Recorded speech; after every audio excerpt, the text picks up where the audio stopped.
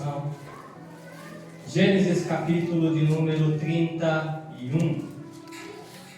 Enquanto você procura nesta noite, eu quero expressar ao Senhor nesta noite a minha gratidão, o meu louvor, o meu agradecimento por mais esse privilégio que Ele tem nos concedido, de podermos estar novamente aqui nesta igreja tão abençoada.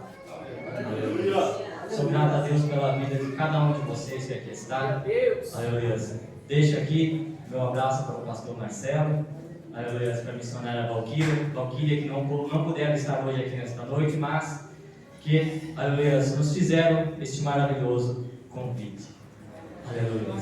Sou grato a Deus pela vida dos irmãos, ali do Ministério Adorar, irmão Guinaldo e todos os irmãos ali que estão nos acompanhando, aleluia, nesta noite. Glórias a Deus. Sou grato a Ti também nesta noite, aleluia, pela mulher mais linda desta igreja, aleluia, minha esposa, que me acompanha nesta noite. Aleluia, louvado seja Deus, minha companheira nos momentos de alegria e nos momentos de tristeza. Aleluia. Eu digo para vocês, orem, intercedam, aleluia, pela esposa do seu pastor, porque só ela sabe o que o seu pastor passa em casa. É ela que está do lado dele quando ele chora, é ela que está do lado dele quando ele está triste. Aleluia. Intercedam, aleluia, sempre pela esposa do seu pastor. Gênesis capítulo 31, versículo de número 11. Quem encontrou, diga amém. Amém. Quem não encontrou, diga misericórdia. Aleluia. Porque para não encontrar Gênesis, meus irmãos, só pela misericórdia do Senhor. Gênesis 31, verso 11 diz assim: E disse-me o anjo de Deus em sonhos, Jacó, e eu disse: Eis-me aqui. E disse ele: Levanta agora os teus olhos e vê, que todos os bodes que cobrem o rebanho são listrados, salpicados e malhados, porque tenho visto tudo o que Labão te fez. Eu sou o Deus de Betel. Aleluia. Repita comigo: Eu sou o Deus de Betel. Eu sou o Deus de Betel. Onde tem ungido uma coluna, onde tem me feito o voto. Levanta-te agora, sai desta terra e torna para a terra da tua parentela. Agora Gênesis capítulo número 35, versículo 1. Depois disse Deus a Jacó: Levanta-te, sobe a Betel e habita ali. Faz ali um altar ao Deus que te apareceu quando fugiste diante da face de Esaú, teu irmão. Então disse Jacó à sua família e a todos com que ele estava: Tirai os deuses estranhos que há no meio de vós, purificai-vos e mudai as vossas vestes, e levantemo-nos e subamos a Betel, e ali eu farei um altar ao Deus que me respondeu no dia da minha angústia e que foi comigo pelo caminho que eu tenho andado. Pode se assentar nesta noite, aleluia, e continue adorando, exaltando e glorificando o nosso Deus. Aleluia. Meus irmãos, quando nós olhamos para a vida dos patriarcas, nós podemos aprender muitas lições com eles. Quando nós olhamos para Abraão, para Isaac, para Jacó, e também podemos citar aqui José, nós vamos aprender diversas lições que estes homens passaram. A primeira lição que nós vamos aprender é que eles foram homens de muita fé. Quando você abrir a Bíblia lá em Hebreus capítulo 11, o Memorial da Fé, você vai ver que eles eram homens de muita fé. A fé é acreditar naquilo que os teus olhos não podem ver. Aleluia. Mas dentre todas as lições que nós podemos aprender, meus irmãos, com os patriarcas, nesta noite eu quero, aleluia, focar sobre 2 desafios que estes homens passaram e que nós também passamos na nossa vida de cristãos. O primeiro desafio que esses homens tiveram que enfrentar, esses homens chamados e escolhidos por Deus, eles tiveram que enfrentar o tempo. Aleluia. Eles tiveram que passar pelo desafio do tempo. Quem aqui, aleluia, não tem lutado e não tem batalhado contra o tempo? Deus usa o tempo em nossas vidas para diversas maneiras. Deus pode usar o tempo para tratar a sua vida de diversas maneiras. Aleluia. E esses homens, eles enfrentaram o tempo. Abraão teve que enfrentar o tempo por 25 anos. Isaac por 14 anos. José por mais 20 anos. Aleluia. Mas nós vamos ter que enfrentar o tempo ali na nossa vida, por quê? Porque só enfrenta o tempo, aleluia, aquele que tem propósito de Deus na sua vida, aleluia. Só vai passar pelo tempo de Deus aquele que tem propósito, aleluia. Porque sem o tempo de Deus na sua vida, o propósito, ele jamais irá se cumprir, aleluia. Quando Abraão, meus irmãos, ele recebe de Deus uma promessa, Deus vai dizer para ele: ei Abraão, sai da terra, sai da tua casa, do meio da tua parentela, e vai para uma terra onde eu hei de te mostrar. Deixa eu abrir um parênteses aqui nesta noite, porque isso, meus irmãos, está parecendo algo errado. Como pode Abraão sair primeiro da terra? Pela lógica, seria primeiro sair da sua casa, depois do meio da sua parentela e por último da terra. Só que Deus, ele vai ao inverso e ele diz: ei, saia da terra, de dentro da tua casa, do meio da tua parentela. Sabe por que Deus manda Abraão sair da terra?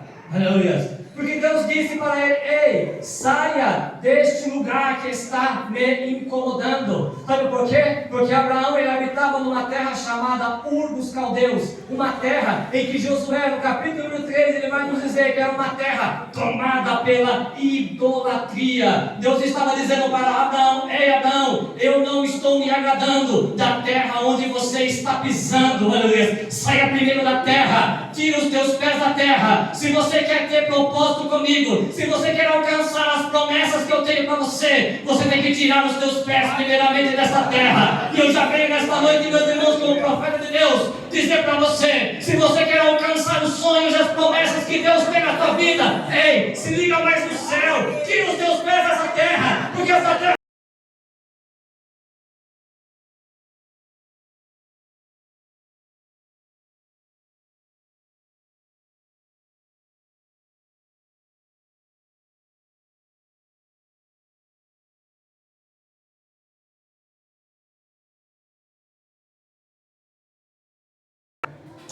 E ele, meus irmãos, vai esperar 25 anos para que a promessa vá se cumprir na sua vida.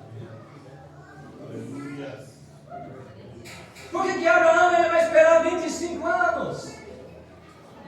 Porque Deus estava usando o tempo na vida de Abraão para mostrar para ele: ei Abraão, todas as possibilidades humanas têm que se acabar, para que aí então eu possa entrar com providência na tua vida. Quando Abraão, meus irmãos, recebeu a promessa, ele tinha 75 anos. Quando ele vai ter o seu filho da promessa, Isaac, ele vai estar com 100 anos de idade. E Paulo, aleluia, aos Romanos, ele é o único que vai nos explicar o porquê que Abraão teve que esperar 25 anos. Ele vai dizer que Deus fez Abraão esperar 25 anos, até que Abraão estivesse amortecido. Porque se ele tivesse, meus irmãos, um filho com 75 anos, ele poderia dizer: fui eu que fiz. Se ele tivesse um filho com 80, ele poderia dizer: ó, fui eu que fiz. Por isso Deus esperou ele ter 100 anos, para que ele olhasse e pudesse dizer: é, eu tenho 100 anos, realmente não veio de mim, mas realmente veio de Deus. Aleluia. Ei, Deus está usando o tempo na tua vida para acabar com todas as possibilidades humanas. E quando todas as possibilidades humanas acabarem, ei, alegre o teu coração. Quando você chegar num ponto da sua vida e você dizer: ei Senhor, cheguei no limite, é impossível, eu não posso fazer mais nada. Quando as possibilidades acabarem, é aí que Deus vai entrar na tua vida e a promessa ela vai se cumprir. Aleluia. Para que você entenda que a glória e o louvor tem que ser todo para Ele. Aleluia. Para que você não venha se gabar daquilo que você está recebendo, dizendo: fui eu que fiz, fui eu que consegui com o meu esforço. Não. Deus vai usar o tempo na vida de Abraão até que ele acabe com todas as possibilidades. Aleluia. Aleluia. Jacó, meus irmãos, ele vai esperar 14 anos. 14 anos ele vai tratar com a vida de Jacó. Mas sabe por que 14 anos? Para que as possibilidades humanas se acabem? Não. Com Jacó foi diferente. Deus usou aquele tempo na vida de Jacó para tratar o caráter de Jacó. Quem sabe você que entrou hoje aqui nessa noite, a tua promessa ainda não chegou, é porque Deus está esperando todas as possibilidades se esgotarem. Mas também pode ser que não seja isso. Pode ser que a bênção ainda não chegou na tua vida, porque Deus está usando esse tempo na tua vida para tratar o seu caráter, para mudar o teu caráter. Porque a Bíblia nos diz que Jacó era conhecido como o quê? Como enganador. Aquele que enganou seu pai, que enganou seu irmão. E assim como ele enganou o pai, ele enganou o irmão, agora lá no deserto, na casa do seu sogro, aleluia, Deus vai permitir que ele seja enganado pelo seu sogro por 14 anos, para que ele aprenda uma lição e ele tenha o seu caráter forjado segundo a vontade de Deus, para que a promessa venha a ser cumprida. Quem sabe nesta noite Deus está forjando o teu caráter, Deus está trabalhando na tua vida, aleluia. E José, que esperou 20 anos. Se José, ele tinha um caráter, que a Bíblia vai dizer, meus irmãos, que era um caráter limitado. Ele era, aos olhos humanos, um homem perfeito. Aleluia. Deus não usou o tempo para tratar o caráter de José, e muito menos para acabar com as possibilidades humanas. Mas Deus usou aquele tempo na vida de José, esses 20 anos, para tratar a família de José. Porque se Deus tivesse cumprido lá em Canaã o sonho que José teve, jamais ele teria se assentado naquela mesa com seus irmãos. Toda a sua família teria morrido de fome ali quando a fome chegasse ali em Canaã. Mas Deus usou a vida daquele rapaz por 20 anos durante aquele tempo, para que durante esse tempo Deus pudesse tratar a vida das pessoas que estavam do lado dele. Muitas vezes a promessa de Deus ainda não se cumpriu na tua vida, porque Deus está usando a tua vida nesse tempo para tratar o caráter daquele que está ao teu lado, daquele que está dentro da tua casa junto contigo, aleluia. Estes homens tiveram que aprender a lidar com o tempo, aleluia. Esses homens tiveram que lidar com o tempo, primeiro ponto. Segundo ponto, eles tiveram que aprender a lidar com as mudanças. Ninguém gosta de mudança. Ninguém gosta de mudar, nem de um lugar geográfico para outro, e nem mudar assim. Só que evangelho, meus irmãos, é mudança. Eu vou dizer algo para você nesta noite que você pode achar muito forte. Aleluia. Mas sabe de uma coisa? Deus, Ele não te aceita do jeito que você é. Como assim, pastor? Não. Se Deus te aceitasse do jeito que você é, aleluia. Então a cruz, se Deus te aceita do jeito que você é, então a cruz no Calvário não teve valor nenhum. Deus não nos aceita como nós somos. Ele nos recebe da maneira que nós estamos. Mas quando você tem um encontro com Jesus, aleluia, você tem que mudar a tua vida. Glória a Deus. Tudo aquilo que vem do homem tem que passar por mudança. E tudo aquilo que vem de Deus, meus irmãos, não precisa ser mudado porque já é perfeito. Glória a Deus. Aleluia. Nasceu um menino, colocaram o nome dele, Abraão. Seu pai Terá colocou o nome. Quem colocou o nome? Foi o homem, aleluia. Deus olhou e disse: não, foi o homem que colocou, precisa ser mudado. A partir de agora será Abraão, aleluia. Jacó nasceu, aleluia. Isaac, seu pai, foi lá e colocou o nome Jacó. Deus olhou: não, Jacó é coisa de homem, tem que ser mudado. A partir de agora é Israel, aleluia.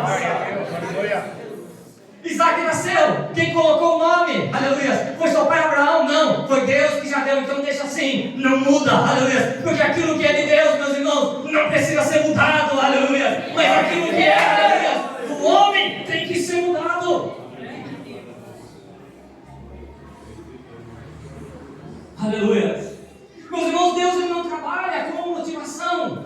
nosso Deus, Ele trabalha com princípios.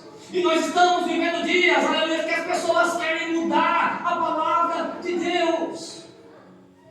Acham, aleluias, que mudando a palavra de Deus vão trazer pessoas para a igreja. As pessoas podem até ter, aleluia, boas motivações. Querer, aleluia, trazer as pessoas, principalmente os jovens, que hoje é mais difícil. Quando você olha por aí, meus irmãos, está cheio de igreja por aí que está parecendo uma discoteca. Só para atrair jovens. Toca o louvor, apaga as luzes, descem os globos, as pessoas dançam até o chão, somente para atrair jovens. Aleluia. Mas aquilo que é de Deus não precisa ser mudado. Aleluia. Desde o princípio, os apóstolos pregaram apenas esta palavra. Se esta palavra não é capaz de mudar o teu coração, então eu digo para você nessa noite: nada será capaz. Nós não precisamos inventar moda, não precisamos de nada. Nós precisamos apenas da palavra. Apenas desta palavra. Aleluia. Aleluia. Glória a Deus. Tem muitos que estão gerando hoje, mas estão gerando sem propósito. Aleluia. E nós temos que gerar com propósito. Querem encher a igreja, mas está tudo sem propósito. Tem até boas intenções, mas não tem nenhum propósito. E Deus não trabalha, aleluia, sem propósito. Penina gerou muito. Penina gerou 10 filhos. Mas foi tudo sem propósito. Ana gerou apenas um, Samuel, mas foi com um propósito. E Samuel foi o escolhido, aleluia.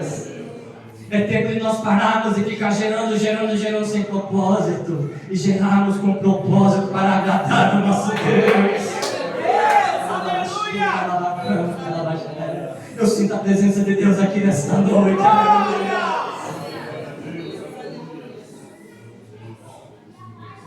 Aleluia. E o livro do Gênesis vai continuar e vai nos contar a história aqui agora. Isaac, meus irmãos, ele já vai crescer. Isaac vai ser um adulto. E a Bíblia diz então que Isaac ele vai se casar com a sua esposa Rebeca. Aleluia. Só que essa mulher, a Bíblia vai nos dizer, meus irmãos, que é estéril. Aleluia. Você já prestou atenção e você viu já que quando Deus ele quer mudar a história da nação, Deus ele sempre usa um ventre de uma estéril para mudar a história do seu povo, para mudar a história de uma nação. Ele usou o ventre de Sara, uma mulher estéril, para gerar Isaac. Aleluia. Ele vai agora usar o ventre de Rebeca para gerar Jacó e dar continuidade na promessa. Deus precisava trazer um avivamento para a terra. Ele vai usar o ventre de uma mulher estéril chamada Ana para poder gerar Samuel e trazer um avivamento de volta para Israel. Quando ele precisava libertar o seu povo que estava sendo oprimido ali no tempo dos juízes, ele vai usar o ventre estéril da esposa de Manoá para gerar Sansão. Aleluia. Quando ele precisava de uma voz que clamasse no deserto, ele vai usar o ventre estéril de Isabel, aleluia, para gerar João Batista. Mas quando ele precisou vir para salvar esta humanidade, ele não usou um ventre estéril, mas ele usou o ventre de uma virgem para gerar o Emanuel, o Deus conosco, que está nesta noite no nosso meio. Aleluia. Glória a Deus. E Isaac orava, diz a Bíblia, por Rebeca. Só que Rebeca era estéril. Mas agora a Bíblia vai dizer que quando ele orava, Deus ouviu a oração de Isaac. Aleluia. Mas será que nessa noite nós podemos dizer realmente que Deus ele está ouvindo todas as nossas orações? Será que, como diz o louvor, Deus realmente não rejeita a oração? Provérbios capítulo 28, versículo 19 diz assim: que aqueles que se desviam da minha palavra, a sua oração será abominável aos meus ouvidos. Isaías capítulo 1, versículo 15. Deus vai dizer: Isaías, não adianta orar por esse povo que eu não recebo esta oração, porque as suas mãos estão cheias de sangue. Aleluia. Jeremias capítulo 7, versículo 16. Jeremias, não Pedro capítulo 3, versículo 7, eu deixo apenas para os maridos nesta noite. Ei, Pedro vai dizer, não adianta orar. Se na igreja você dá glória a Deus, na igreja você pula, dá glória, aleluias, mas lá na tua casa você agride sua esposa, lá na sua casa você não dá o valor que ela merece, as tuas orações não serão ouvidas. Deus. Aleluia. Ele orou, aleluias, e Deus ouviu. E hoje, meus irmãos, está cheio de crente aí na internet se questionando: será que a nossa oração pode mudar Deus? Será que a nossa oração ela faz Deus voltar atrás no seu propósito?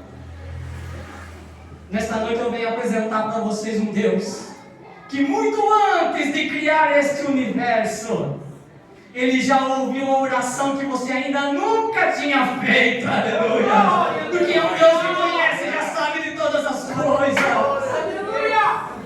Aleluia! Glória a Deus. Isaac pediu um filho, só que Deus fez mais. Deus não deu um filho para Isaac, Deus deu para Isaac 2 nações: Esaú e Jacó. Aleluia. Se nesta noite você orar ao Senhor com um coração aquebrantado, o Senhor Ele vai ouvir a tua oração. Glória a Deus. Aleluia. E não se assuste quando a bênção chegar nas tuas mãos, porque se assim como Isaac você está orando por um filho, aleluia, quando chegar nas tuas mãos vai chegar 2, aleluia, porque a bênção que Deus vai entregar para você é muito maior do que aquela que você está pedindo, aleluia. Se você crê nesta noite, exalte e glorifique o nome dEle. O que Deus tem para você é muito maior do que aquilo que você está pedindo. Quem sabe hoje você não pode entender o propósito: Senhor, eu estou orando, mas não está chegando, não estou alcançando, parece que o Senhor se esqueceu de mim. Não se esqueceu não, Deus manda dizer para você: ei, aguenta mais um pouquinho, espera mais um pouquinho, porque quando a bênção chegar, você vai se surpreender, porque vai ser muito mais do que aquilo que você me pediu. Aleluia. Glória a Deus. E os 2 meninos, meus irmãos, foram crescendo, Jacó e Esaú. E a Bíblia vai dizer que Isaac ele vai ter uma preferência por Esaú, enquanto que Rebeca ela vai ter uma preferência por Jacó. Isaac preferiu Esaú por quê? Porque Esaú era um homem de caça, era um homem que gostava de caçar, então isso atraiu o coração do pai. Já Jacó, meus irmãos, era um homem mais caseiro, então isso atraiu a vontade de gostar mais dele. Cada um tinha as suas preferências. Mas nessa noite aqui nós aprendemos uma outra lição: que nem sempre a preferência dos homens serão as escolhas de Deus. Glória a Deus. Nem sempre aquilo que o homem escolhe, aquilo que o homem separa, será a preferência e a escolha de Deus. Glória a Deus. Aleluia. A Bíblia vai nos contar sobre uma mulher chamada Tamar. E esta mulher, meus irmãos, ela está na genealogia de Jesus. A Bíblia vai nos mostrar e nós vamos entender que precisava a semente lá de Gênesis capítulo 3, versículo 15, a semente da mulher precisaria passar por esta mulher chamada Tamar. Então Judá, ele deu o seu filho mais velho para se casar com Tamar. Seu filho se casou com esta mulher. Só que a Bíblia diz, aleluia, que eles não tinham relação. Ela não explica um motivo.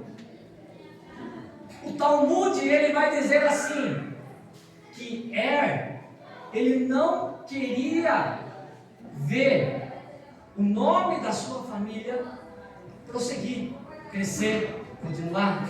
Não é a Bíblia que diz, é o Talmud que diz que esse era o motivo porque não tinha relação com sua esposa, que ele queria parar a obra. Mas sabe o que aconteceu quando fez isso? Deus tirou ele do caminho. Deus matou ela, porque ele tentou impedir que a obra de Deus se cumprisse. Não tente impedir as coisas de Deus. aquilo que Deus, aleluia, já projetou, ninguém vai impedir. Porque aquele que tentar para se levantar para impedir, Deus corta, Deus tira. Aleluia. Então, meus irmãos, como havia ali uma lei, que quando o homem morresse, teria que ter sido dado o seu irmão para a viúva. Então agora Tamar ela vai se casar com o seu irmão. Aleluia. Com Onã. Só que a Bíblia vai dizer que Tamar também não vai conseguir engravidar de Onã. Sabe por quê? Porque quando Onã ia ter relações com a sua esposa, a Bíblia vai dizer que ele jogava o sêmen para fora, para que a sua esposa não gerasse. Onã, meus irmãos, é aquele tipo de pessoa que não quer ver, não quer dar continuidade na obra que aquele outro deixou. Ele não quis dar continuidade naquilo que o seu falecido irmão tinha deixado. E quando ele não quis dar continuidade, o que Deus fez? Deus cortou. Também o matou. Só que aí, meus irmãos, agora Judá ele vai olhar, ele vai ter seu filho mais novo, ele vai pensar, não, chega, eu não vou dar mais meus filhos para essa mulher. E ele então abandona ali aquela mulher e a deixa a sua própria sorte. A Bíblia vai dizer, aleluia, que Tamar vai fazer, sabe o quê? Ela vai sair da beira do caminho. Ela vai se vestir como uma prostituta, e ela vai ficar lá na beira do caminho. Só que certo dia, sabe quem que vai passar por aquele caminho? Judá. Ele vai olhar para Tamar, não vai reconhecer por causa da roupa dela, e vai dizer, quero me deitar com você. Ela vai dizer, então pague. Aí sabe o que ele vai fazer? Ele vai pagar ela. Sabe o que ele tinha em sua mão? Apenas o seu lenço, o seu cajado e o seu selo. Ele entregou o lenço, entregou o cajado, entregou o selo. Passaram-se ali um tempo, Tamar apareceu com a sua barriga grande. O povo foi correr, contar para Judá. Ei, Judá, Tamar está se prostituindo. Tamar está saindo com outros homens, Então vamos lá dar um jeito nisso. Quando Judá chegou, Tamar disse, reconhece isso. E mostrou para ele o lenço, o cajado e o selo. Quando ela disse, reconhece isto? Ele pagou, ele gelou. E ele disse, esta mulher, ela é mais justa do que eu. Sabe por que Deus fez isso? Para tratar com a vida de Judá. Porque lá no passado foi ele que chegou na casa do seu pai com uma veste suja com o sangue de um animal e falou, pai, reconhece isto? É de José. Só que a barriga de Tamar, meus irmãos, cresceu. E quando ela cresceu, diz a Bíblia que ali tinham duas crianças. Aleluia. Zerá e Pérez. As irmãs ali naquela época já olhavam as parteiras e já diziam, olha, tem dois aí dentro. Ela já tinha a sua experiência. Olha, Tamar, tem dois aí. E como de costume, o mais importante para o judeu era o primogênito, que vinha primeiro. E eles tinham um costume que quando nascessem duas crianças, as parteiras tinham que pegar um laço. E na primeira criança que nascesse, iam amarrar um laço nele, para identificar, esse é o primeiro, esse é o primogênito, esse é o escolhido. Porque eles achavam que apenas o primeiro tinha que deitar. Que todas as bênçãos estariam sobre, aleluia, o primogênito. Mas como eu disse, nem sempre as preferências dos homens serão as escolhas de Deus. Deus, aleluia. Quando aquela mulher foi dar à luz, a Bíblia diz que quando ela foi dar à luz, uma mão saiu dela. Aí a parteira foi lá e amarrou o laço naquela mão, e a mão voltou. Só que tem algo estranho aqui, está fora da lógica. Porque qual é a lógica? Quando a criança vai nascer, o que sai primeiro é a cabeça. Por que a cabeça? A Bíblia não diz, mas nós podemos entender. O livro do Gênesis, o seu nome original é Bereshit, que significa início, encabeçamento. Quando uma criança, meus irmãos, vai nascer, é uma nova vida que está vindo nessa terra. É um novo ciclo, é um novo começo. Aleluia. A Bíblia diz que Jesus, ele é o cabeça de toda a criação. Glória a Deus. Então, se Deus, meus irmãos, ele determinou que a criança tem que nascer primeiro com a cabeça, é assim que tem que ser feito. É determinado por Deus, a natureza diz assim. Só que o que acontece, meus irmãos, é que saiu uma mão.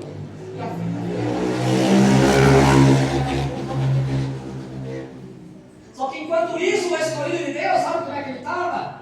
Ele estava lá dentro, estava na posição. E aquele que não era escolhido colocou a mão para fora. Mas o escolhido estava quietinho, estava lá dentro e estava na posição.